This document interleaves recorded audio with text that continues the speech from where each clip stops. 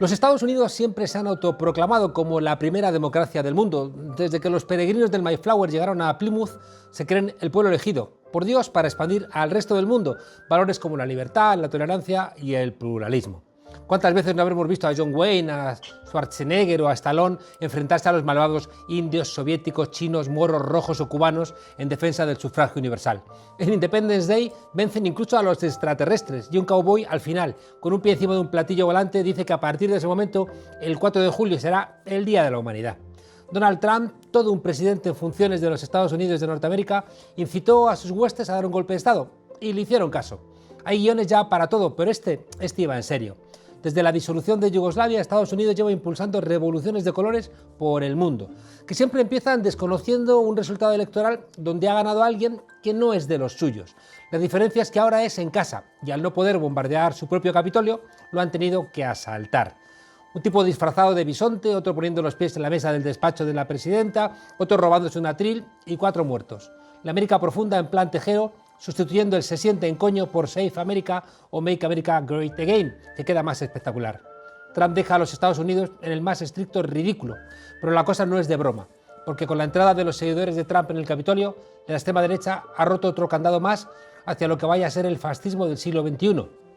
Una mezcla de nacionalismo, machismo, integrismo religioso, oscurantismo intelectual, violencia y odio para alimentar las frustraciones de un mundo en cambio. Y como hace falta luz, hemos invitado a una periodista que ha vivido mucho tiempo en Estados Unidos, que conoce muy bien la realidad política y social de ese país, que ha sido fellow en Yale, en el Jackson Institute de Foreign Affairs, de Asuntos Exteriores. Hablamos de Pilar Velasco, periodista de la SER. ¿Cómo estás, Pilar? Muchas gracias por acompañarnos aquí en La Frontera. ¿Qué tal, Juan Carlos? Un placer el mío. Pilar, ¿se le puede echar la culpa de todo lo que ha ocurrido a Donald Trump? Pues mira, yo creo que se le puede echar la culpa de lo que ha ocurrido a Donald Trump respecto de lo que ha ocurrido en las últimas horas. Lo que ha ocurrido ayer en el Capitolio, desde el meeting que da Trump, desde cómo alienta a las masas que se estaban manifestando y desde cómo apoya a ese asalto al Congreso, cómo no lo condena. Sí, yo creo que Trump es responsable de lo que ha pasado en las últimas horas. Es máximo responsable político de lo que ha ocurrido en las últimas horas. Si hacemos una pregunta más amplia, es decir, las causas por las cuales la sociedad americana está tan fracturada y tan rota, entonces ya hay que irse un poquito más atrás. Y las respuestas habría que encontrarlas en los últimos incluso 8 años, 4 años. Yo espero que ahora que esta legislatura demócrata, en la que por primera vez desde la primera legislatura de Obama los demócratas van a tener ambas cámaras, que les van a hacer mucha falta para dirigir políticas demócratas y para revertir el legado de Trump. Espero que esta legislatura sirva a la sociedad americana para encontrar las respuestas profundas a la fractura norteamericana que se ha visualizado en este capítulo tan dantesco, tan violento, tan dramático y tan grave para la sociedad americana. ¿Cuánta culpa tienen los medios de comunicación de esta situación realmente patética? Pues también te voy a dar 2 respuestas, Juan Carlos. Hay unas imágenes en las redes sociales, se pueden ver, yo las he visto en la cuenta del compañero Javier Espinosa, periodista especializado en África, que es un vídeo en el que se ve a los manifestantes de ayer destrozar las cámaras de comunicación, patearlas, insultar a los medios, destrozar los micrófonos, y la policía no lo evita, ¿no? Trump ha estado alentando en los últimos 4 años y ha estado pervirtiendo y alentando contra los pilares fundamentales de una democracia, y uno de estos pilares son los medios de comunicación, ¿no? Entonces, los medios no tienen culpa de cómo el expresidente de Estados Unidos, aunque todavía le quedan 15 días, ha atentado contra los medios. Ahora bien, Pero no podría comprenderse a Trump sin la Fox, por ejemplo. totalmente de acuerdo. No se podría comprender a Trump sin la Fox. La Fox ha sido aliada de Trump y además con fuertes vínculos económicos con la administración de Trump, y no se entiende ese negociado político mediático que ha tenido la Fox con Trump, ¿no? No se entiende, hay muchos artículos al respecto, hay investigaciones, y no se entiende, ¿no? Por eso incluso los periodistas subrayamos tanto el día que ganó Biden las elecciones, el que la Fox lo hubiera reconocido, ¿no? Porque parece que la Fox es la voz de Trump, y cuando Fox reconoce que Trump no ha ganado las elecciones, que no hay fraude electoral, que no ha sido el presidente electo, que lo es Biden, es cuando se lanza un mensaje que tiene credibilidad para los más de 70 millones de votos republicanos, ¿no? No se entiende sin la Fox, desde luego. Y ahí te haría una pregunta similar. ¿Qué parte de culpa tienen las redes sociales en lo que ha ocurrido ayer? Pues mira, cuando pasen unos días y veamos las líneas editoriales del Washington Post, del New York Times, están pidiendo, porque no está, de momento no se está haciendo, una investigación en profundidad con responsabilidades de lo que ha ocurrido ayer. Y nos vamos a encontrar, si la hay, con que la extrema derecha que se organizó ayer en el Congreso, o sea, que asaltó ayer el Congreso, estaba organizadísima, pero organizadísima a través de las redes. Las redes han cambiado la narrativa de esta última legislatura de Trump. Todo ha ocurrido a través de las redes, de Trump en Twitter, de la extrema derecha en las redes sociales. Ayer mismo veíamos, como decía, grupos de extrema derecha retransmitiendo por 7 canales simultáneos el asalto al Congreso, mientras ciudadanos trumpistas que apoyaban ese asalto animaban a través de esos canales y de esos streaming, ¿no? No es concebible nada de lo que ha pasado sin el sustrato de las redes sociales. Por eso ha habido tanta polémica con Facebook y con las grandes plataformas de redes sociales, con que no censuraran los mensajes a Trump, con que no censuraran las teorías de la conspiración en las redes. Ha habido políticas que han tenido que cambiar Facebook, y ayer mismo el ejemplo fue que cerraron la cuenta de Twitter, primero de Trump, luego se unió Facebook, luego se unió Instagram. Un poco tarde. ¿Perdona? Un poco tarde. Poco tarde, pero Twitter reaccionó al instante. Twitter Sí, ya, pero después de 4 años. Es verdad que tarde. Yo Facebook soy crítica como tú, porque a través de Facebook es desde donde se estaban alentando esos streaming que te digo, desde Facebook y de YouTube, por donde se estaba animando a que se tomara el Congreso sin que la señal fuera cortada. 76 millones de personas han votado a Trump y piensan que les han robado las elecciones. ¿No son demasiadas personas? ¿Puede haber algo en el sistema electoral norteamericano que no esté funcionando? Mira, eso lo sabes tú mejor que nadie, Juan Carlos. Los sistemas electorales no son perfectos en ningún país, ¿no? El sistema electoral americano no es perfecto, pero no es, creo que lo que está pasando, el problema del sistema electoral. El sistema electoral ha dado la victoria a Biden y hace poquísimas horas ya ha sido reconocido, han ganado las 2 cámaras, no ha habido problema. El problema del fraude es una conspiración más de Trump. Yo creo que cuando decían votantes y colegas demócratas de Estados Unidos, me decían hoy, hay que aguantar 15 días, ¿no? No hay aliento. Ahora mismo están como cruzando los dedos los ciudadanos norteamericanos demócratas para ver por fin salir a Trump del poder, ¿no? Pero... ¿No te planteaba tanto, fíjate, Pilar, fraude, ¿no? De pucherazo, de cambiar el sentido de los votos como se hacía en el siglo XIX? Pero sí que, por ejemplo, si la vacuna de Pfizer hubiera estado 2 semanas antes, igual hubiera cambiado el resultado de las elecciones. Millonarios que ayer apoyaron a Trump ahora han apoyado a Biden, en cambio no hubieran apoyado a Sanders. Es decir, la sensación que pueden tener esos 76 millones de votantes de que el rumbo de las elecciones va a depender de que algunas personas con mucho poder vayan en una dirección o en otra. Mira, yo creo que hay mucho votante de esos 74 millones que a veces desde fuera hacemos un poco el brochazo gordo. No todos son asaltantes de congresos, ¿no? Asaltantes de Capitolio. Hay mucha clase media, hay mucho rico votante republicano, bien, pero hay muchísima clase media del interior de Estados Unidos que lo único que quiere es que no pagar impuestos. Y con eso, pues los republicanos defienden un modelo en el que ellos pagan impuestos, les va bien económicamente. De hecho, el país iba bien económicamente antes de la pandemia y estaban bien con Trump, ¿no? Pero yo creo, y ha pasado en España, que la tentación de pensar que las elecciones se pierden en un momento en el que se decide en horas, creo que eso suele tener trampa. Hay un reportaje que dura horas en el New York Times sobre la gran plaga de este mes, y es muy interesante cómo analiza cómo gobernadores republicanos de estados republicanos se han sentido saboteados por Trump durante la pandemia. Compraban millones de material sanitario, por ejemplo, y se los robaban, decían, en el puerto de Nueva York su propio presidente de su mismo partido, ¿no? Entonces, leyendo ese reportaje decías, han pasado más cosas de las que hemos creído, digo en el voto republicano, en el apoyo republicano a Trump. Ha habido mucha abstención del votante republicano a Trump. Yo conozco casos de gente muy republicana de toda la vida que se ha sentido ya amenazada en última instancia por el presidente de Estados Unidos, ¿no?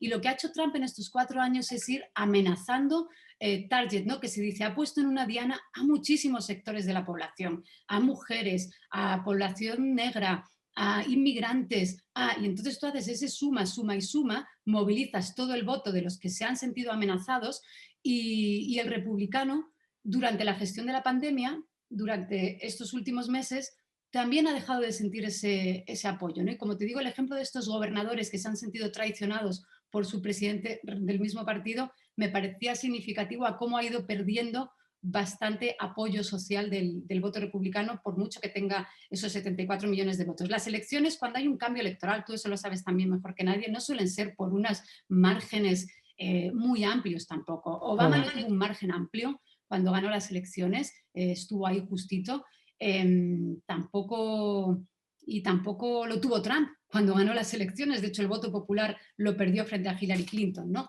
Entonces, ya te digo, yo creo que ha ido perdiendo mucha base social Trump por el camino y no han sido los últimos días los que, no ha sido, creo, la vacuna o un elemento en concreto el que haya hecho que pierda estas elecciones. Sin embargo, El caso de Georgia es muy interesante, como yo solo aprendí en Yale y me impresionó mucho. De las grandes lecciones que aprendí allí no las aprendí en la universidad, las aprendí en el gueto que hay pegado a la universidad. Yale está en New Haven, la universidad tiene un endowment que llaman allí, que es como el PIB de países enteros de Latinoamérica, el presupuesto que maneja la Universidad de Yale, y pegado hay una comunidad negra de las más empobrecidas y maltratadas de Estados Unidos. Y en esa comunidad negra me sorprendió mucho, porque eso no existe así en Europa, no lo había conocido, como población negra iba casa por casa haciendo que población negra se registrara para votar, porque allí, si no está registrado, no votas. claro. Es muy difícil que la población pobre se pueda registrar, ¿no? Ese movimiento social de base en el que han podido votar por fin muchos negros gracias a comunidades de activistas, también ha sido fundamental. Hay muchos factores más que pensar que una vacuna, ¿no? O que el elemento de las últimas semanas haya podido hacer que pierda Trump las elecciones. Hay gente que está planteando, sobre todo por el carácter chusco del tipo ese, con la cabeza de bisonte y los cuernos y toda esta parafernalia que parecen village people, ¿no? más que golpistas serios como Tejero. Sin embargo, soy de la opinión, tengo la sensación de que con este asalto, pese a esa condición chusca, se ha roto un fusible más, se ha fundido un fusible más, ¿no? Y que la democracia norteamericana está más debilitada y que de alguna manera estos sectores de la extrema derecha van como pasando pantallas, ¿no? Hasta vaya usted a saber qué puede ocurrir a lo largo de los próximos 4 años. Todo está por ver en los próximos días, pero estoy de acuerdo contigo en que se ha roto una línea roja que no se ha roto en ningún país europeo. ¿Cuándo hemos visto eso en Europa en los últimos 10 años con los movimientos sociales que hemos tenido? Sí. Lo hemos visto, Pilar, en otros lugares del mundo, alentado por los Estados Unidos, ¿no? Las revoluciones de colores desde Yugoslavia, Ucrania, Siria, Egipto, Venezuela, es decir, de todos los lugares han intentado hacer lo que ahora les acaba de ocurrir a ellos, ¿no? Que no deja de ser, creo que sintomático. Pero la política exterior de Estados Unidos, es curioso como allí la política exterior de Estados Unidos es la política exterior de Estados Unidos, importantísima, eje de su base económica y fundamental, con China, con el Middle East, etcétera, etcétera. Y otra cosa es su política nacional. Además, ellos son muy ombliguistas y lo sabemos todos. Esto que está pasando tiene una lectura absolutamente interna en Estados Unidos. Tiene que ver con la ruptura, lo que decías tú, del último límite que se puede traspasar. Yo ayer tenía colegas destrozados, al margen de que trabajen en el Capitolio, al margen de que tengan muy buenos trabajos y se dediquen esto a la política, que estaban, claro, espeluznados, porque cuando traspasas con la violencia el símbolo de la soberanía popular, que es el Capitolio, pues has traspasado una línea roja importante, ¿no? Y más por sectores de la extrema derecha, ¿no? No sé si esa gente, Pilar, no sé si esa gente protestaron cuando Guaidó saltó la verja del Capitolio en Caracas, ¿no? Yo a Desoyendo mí, también. perdóname que no vaya a querer entrar, y no es por escaquearme, en mezclar debates, pero o sea, Vale. en mezclar no debates, en mezclar situaciones, porque podemos hablar de Guaidó, pero no, yo creo que tiene poco que ver No, con lo que pasó ayer en Estados Unidos, Juan no me Carlos. interesa tanto lo de Guaidó, como que tengo cierto enfado intelectual con la academia norteamericana y la política norteamericana, que solamente cuando les pasan estas cosas se dan cuenta de que ellos las han alentado, ¿no? Y de repente ahora se preguntan los politólogos norteamericanos cómo mueren las democracias. Bueno, pues por lo que seguramente lleváis haciendo muchos años y que uno no deja de acordarse de Al Gore, uno no deja de acordarse de que es imposible ganar las elecciones en Estados Unidos si no eres millonario, si no tienes cantidades ingentes, uno no deja de pensar cómo se ha ido vaciando la democracia, uno no deja de pensar cómo se han ido incrementando las desigualdades, una serie de elementos y que solamente ahora, cuando de repente tienen que confrontar a un tipo tan chusco, no tan vergonzoso como Trump, dicen, ay, ¿qué ha pasado? ¿No? Y por eso mi pregunta. Sí, no, no, y la pregunta no es baladí, porque además lo que se ha roto también en Estados Unidos es la supremacía económica de Estados Unidos en el mundo. Y se ha roto al mismo tiempo que se ha roto algo fundamental, que es la convivencia en Estados Unidos. Tienen muchísimas cosas que resolver la sociedad norteamericana y por primera vez son conscientes o van a tener que ser conscientes de ese multilateralismo en el que estamos todos. Y eso para la sociedad americana es una dimensión completamente nueva. Yo desde que tengo uso de razón y llevo yendo a Estados Unidos viviendo desde que tengo 14 años, desde high school, desde el instituto, Estados Unidos es un mundo dentro de un mundo, ¿no? Y nunca han tenido conciencia del daño que puede hacer su política exterior, digo, por lo menos en las conversaciones de la calle, ¿no? No ya en la élite intelectual o universitaria, ¿no? Nunca han tenido conciencia de lo que su política exterior puede suponer para otras democracias. Yo recuerdo Claro. en una clase brevemente, Juan Carlos, que me quedé espeluznada cuando escuché a la profesora, era una clase que escuché a la profesora explicar una acción de Estados Unidos y era la de Allende, ¿no? Entonces dijo tranquilamente a los estudiantes, lo que hizo mal Estados Unidos fue no medir la exposición a la que íbamos a estar sometidos si se descubría lo que estábamos haciendo. Y teníamos que haber medido la exposición para que no dañara nuestra reputación global.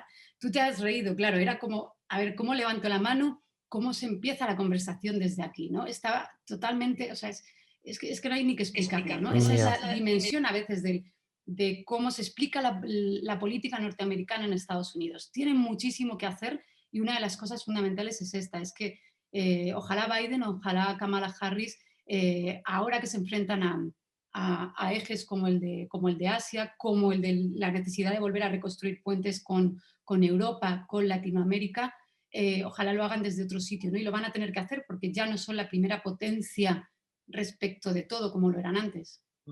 Déjame casi para despedirnos preguntarte por algo que ha compartido la extrema derecha norteamericana con la extrema derecha europea y la española, ¿no? Esa mezcla, como decía yo antes, de nacionalismo, racismo, integrismo religioso,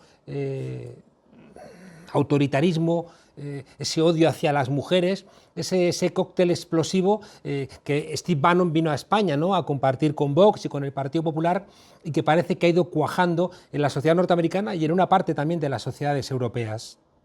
Sí, la verdad es espeluznante cómo la extrema derecha, fíjate que cada uno tenemos lógicas locales o nacionales y Vox las tiene, ¿no?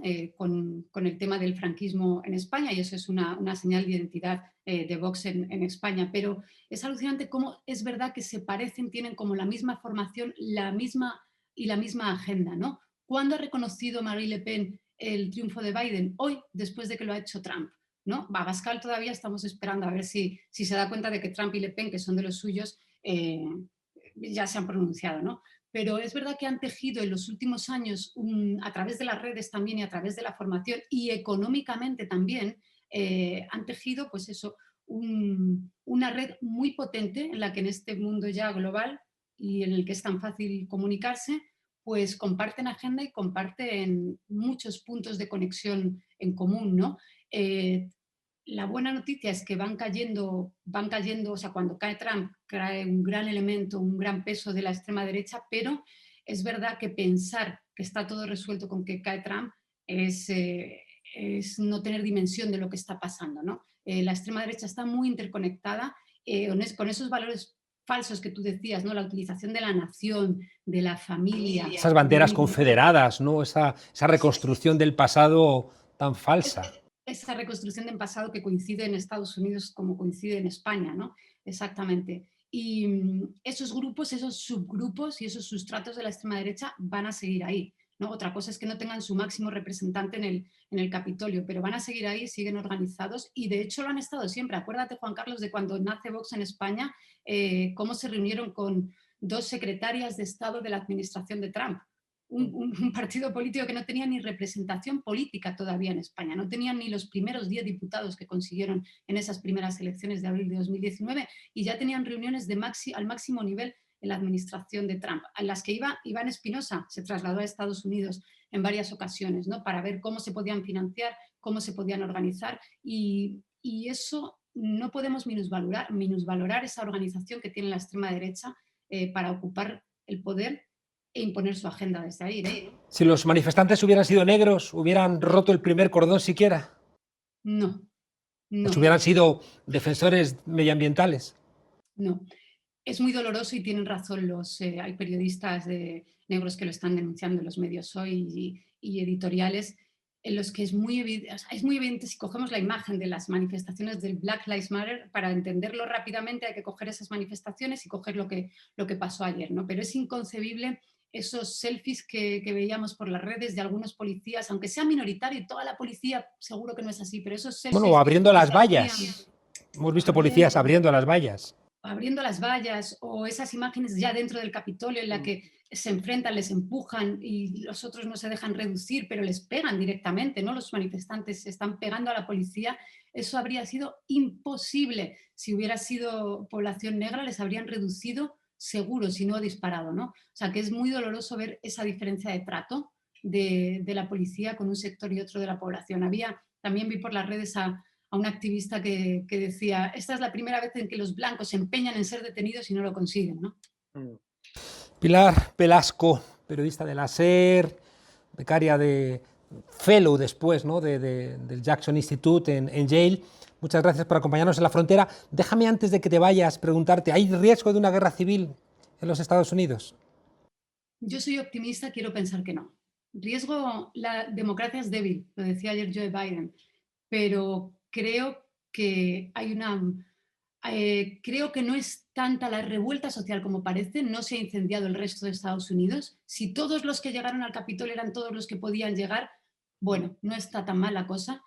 Y creo que hay posibilidades y hay un escenario político para la reconstrucción, además de una amplia conciencia social de que tienen mucho que reconstruir. Por eso espero que ese riesgo de enfrentamiento civil, que es lo peor que le pueda pasar a un país, pues se materialice.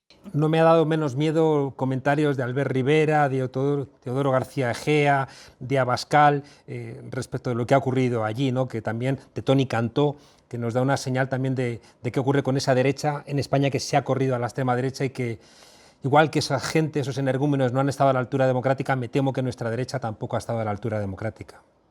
Completamente de acuerdo ahí. Y no es una cuestión partidista. Yo ayer, que estaba tan imbuida leyendo, claro, en multipantalla, escuchando pues tenía 4 o 5 medios puestos, leyendo periódicos, hablando con gente. Entonces se te olvidan estos casos que pasan cosas graves que nos afectan a todos, se te olvida un poco que estás en España. Es decir, te da la sensación de que todos vamos a hacer un mismo análisis de la gravedad que supuso lo que estaba pasando ayer. Entonces, cuando de repente ves estas reacciones en Twitter de los políticos de la derecha española, ese corrimiento hacia la extrema derecha, que coincida Casado, que coincida Rivera, que coincida Abascal en ese mismo mensaje, esa utilización tan espúrea de movilizaciones sociales que han ocurrido en España, absolutamente pacíficas, que no fueron condenadas por los tribunales, que nunca vimos violencia dentro de las instituciones, ¿no? Y que intenten hacer una semejanza con lo que ha pasado en Estados Unidos, no les empequeñece, no debe de indignarnos al resto porque les empequeñece a ellos como políticos. Pilar Velasco, muchísimas gracias por acompañarnos y contarnos, ¿no?, todo lo que sabes de Estados Unidos en estos momentos confusos. Muchas gracias y aquí sabes que en La Frontera tienes tu casa. Muchísimas gracias, Juan Carlos. Un placer estar contigo hoy.